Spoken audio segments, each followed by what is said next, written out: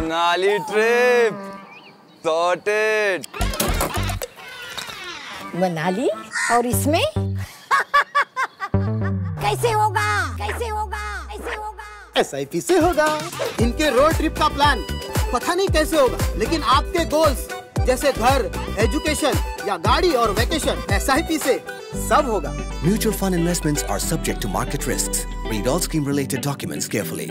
ನಮಸ್ಕಾರ, ಮನಿ ನನಿ ಕನ್ನಡದ ಎಕ್ಸ್ಪ್ಲೇನರ್ ಕಾರ್ಯಕ್ರಮಕ್ಕೆ ಸ್ವಾಗತ. ನಾನು ಮಲನಗೌಡ ಮಾಲೆ ಪಾಟೀಲ್. ಇವತ್ತಿನ ಎಪಿಸೋಡ್ನಲ್ಲಿ ನಾವು ಈ ಮ್ಯೂಚುವಲ್ ಫಂಡ್ಗಳ ಹೂಡಿಕೆಯಲ್ಲಿ ಸರಿಯಾದ ರೀತಿಯ ಲಾಭಾಂಶ ಬಾರದೇ ಇರುವುದಕ್ಕೆ ಯಾವುದೆಲ್ಲ ಪ್ರಮುಖವಾದ ಕಾರಣಗಳು ಇರಬಹುದು ಆ ಬಗ್ಗೆ ತಿಳಿದುಕೊಳ್ಳತಕ್ಕಂಥ ಪ್ರಯತ್ನವನ್ನು ಮಾಡ್ತಾ ಹೋಗೋಣ.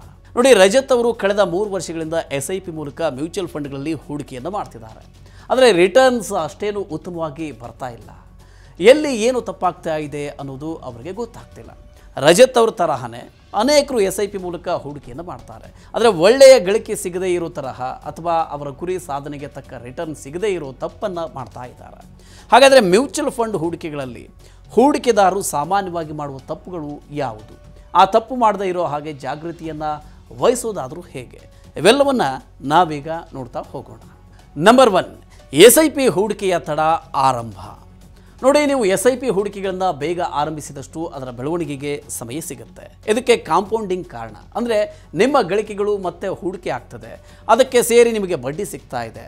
ಇದರ ಪರಿಣಾಮವಾಗಿ ನಿಮ್ಮ ಹೂಡಿಕೆ ಇನ್ನಷ್ಟು ಬೇಗ ಬೆಳೆಯುತ್ತೆ. ನಂಬರ್ 2, ಎಕ್ವಿಟಿಯಲ್ಲಿ ಹೂಡಿಕೆಗೆ ಹಿಂದೇಟು.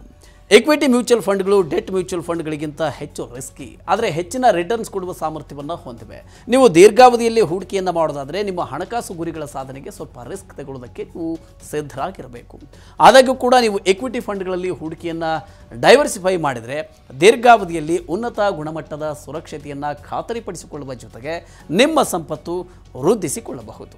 ಇನ್ನು ನಂಬರ್ 3, ಗ್ರೋತ್ ಪ್ಲಾನ್ ಬದಲಿಗೆ ಡಿವಿಡೆಂಡ್ ಪ್ಲಾನ್ ಆಯ್ಕೆ ಮಾಡಿಕೊಳ್ಳಿ. ಪ್ರತಿ 3 ತಿಂಗಳಿಗೆ ಅಥವಾ 6 ತಿಂಗಳಿಗೆ ಆದಾಯ ಪಡೆಯೋದಕ್ಕೆ ಬಯಸಿದರೆ ನೀವು ಡಿವಿಡೆಂಡ್ ಪ್ಲಾನನ್ನು ಆಯ್ಕೆ ಮಾಡ್ಕೋಬೇಕು. ಆದಾಗ್ಯೂ ನೀವು ದೀರ್ಘಾವಧಿಯಲ್ಲಿ ಉತ್ತಮವಾದ ಫಂಡನ್ನು ಹೊಂದುವ ಗುರಿಯನ್ನು ಇಟ್ಕೊಂಡಿದ್ರೆ ಆಗ ಗ್ರೋತ್ ಪ್ಲಾನ್ ನಿಮಗೆ ಉತ್ತಮ ಆಗುತ್ತೆ. ನಂಬರ್ 4, SIPಯನ್ನು ನಿಲ್ಲಿಸಿದರೆ ಗುರಿ ಸಾಧನೆ ಕಷ್ಟ. ನೀವು SIPನಲ್ಲಿ ಹೂಡಿಕೆ ಮಾಡ್ತಾ ಇದ್ದರೆ ಅರ್ಧದಲ್ಲಿ ಹೂಡಿಕೆಯನ್ನು ನಿಲ್ಲಿಸಿದಲ್ಲಿ ನಿಮ್ಮ ಗುರಿ ಸಾಧನೆ ಕಷ್ಟ ಆಗಬಹುದು. ಹೀಗಾಗಿ ನಿಮ್ಮ ಆರ್ಥಿಕ ಸ್ಥಿತಿಗತಿ ಹೇಗೆ ಇರಲಿ, SIP ಹೂಡಿಕೆಯನ್ನು ಯಾವುದೇ ಕಾರಣಕ್ಕೂ ಕೂಡ ನೀವು ನಿಲ್ಲಿಸಬಾರದು. ಹಾಗೆಯೇ ನಂಬರ್ 5, AMC ಹೆಸರಿಗೆ ಮಾರು ಹೋಗದಿರಿ. ಇದು ಸಾಮಾನ್ಯವಾಗಿ ಬಹುತೇಕ ಹೂಡಿಕೆದಾರರು ಮಾಡುವ ದೊಡ್ಡ ತಪ್ಪು. ಮ್ಯೂಚುವಲ್ ಫಂಡ್ ಹೆಸರಿನಿಂದಲೇ ಪ್ರಭಾವಿತರಾಗುವರು. ಅದರಲ್ಲೂ ಕೂಡ ಈ AMC ವಿದೇಶಿ ಕಂಪನಿಯ ನಂಟನ್ನು ಹೊಂದಿದರೆ ಅದರ ಪ್ರಭಾವ ಇನ್ನೂ ಹೆಚ್ಚು. ಅಥವಾ ಯಾವುದೇ ಸ್ಕೀಮ್ನಲ್ಲಿ ಹೂಡಿಕೆಯನ್ನು ಮಾಡೋಕ್ಕೂ ಮೊದಲು ಎಲ್ಲ ಅಂಶಗಳನ್ನು ಪರಿಗಣಿಸಿ, ಅಂದರೆ ಸ್ಕೀಮ್ನ ಹಿಂದಿನ ರಿಟರ್ನು, ಸ್ಕೀಮ್ನ ರಿಸ್ಕು, ಫಂಡ್ ಮ್ಯಾನೇಜರ್ ರೆಪ್ಯುಟೇಷನ್ ಇತ್ಯಾದಿಗಳನ್ನು ಕೂಡ ನೀವಿಲ್ಲಿ ನೋಡಬೇಕಾಗತ್ತೆ. ನಂಬರ್ 6, SIP ರಿವ್ಯೂ ಮಾಡದೇ ಇರೋದು. ಅಂದರೆ ನೀವು ಹಾಕ್ತಕ್ಕಂಥ SIPಯನ್ನು ರಿವ್ಯೂ ಮಾಡದೇ ಇರೋದು. ನಿಮ್ಮ ದೀರ್ಘಾವಧಿಯ ಗುರಿಗಳನ್ನು ಆಧರಿಸಿ ನಿಮ್ಮ SIP ಪ್ರಗತಿಯ ಬಗ್ಗೆ ನಿಗಾ ಇಡಬೇಕು.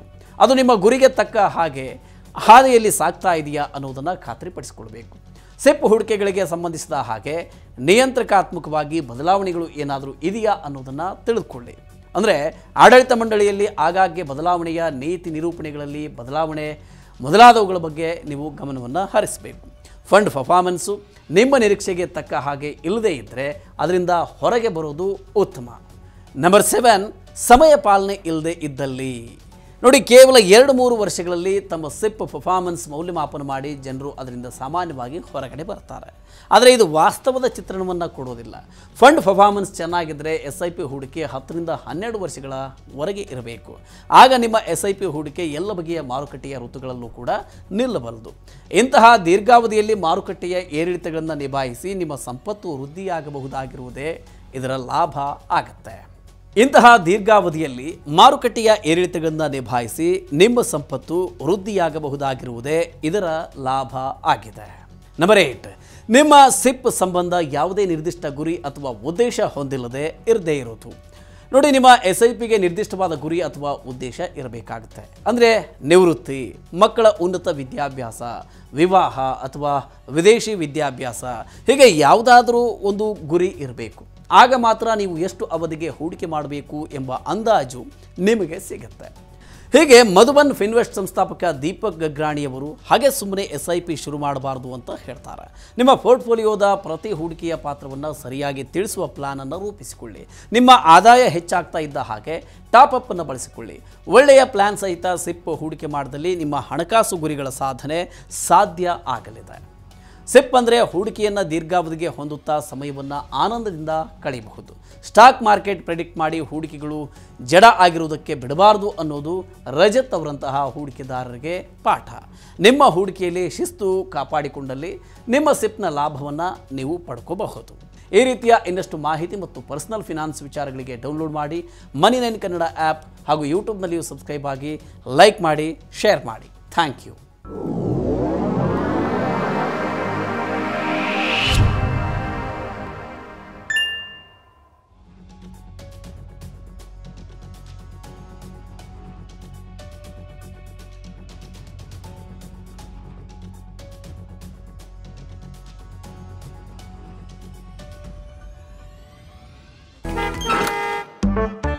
Manali trip sorted.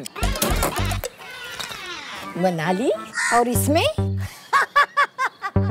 कैसे होगा कैसे होगा कैसे होगा? SIP से होगा.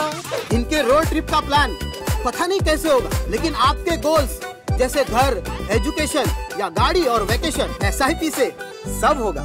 Mutual fund investments are subject to market risks. Read all scheme related documents carefully.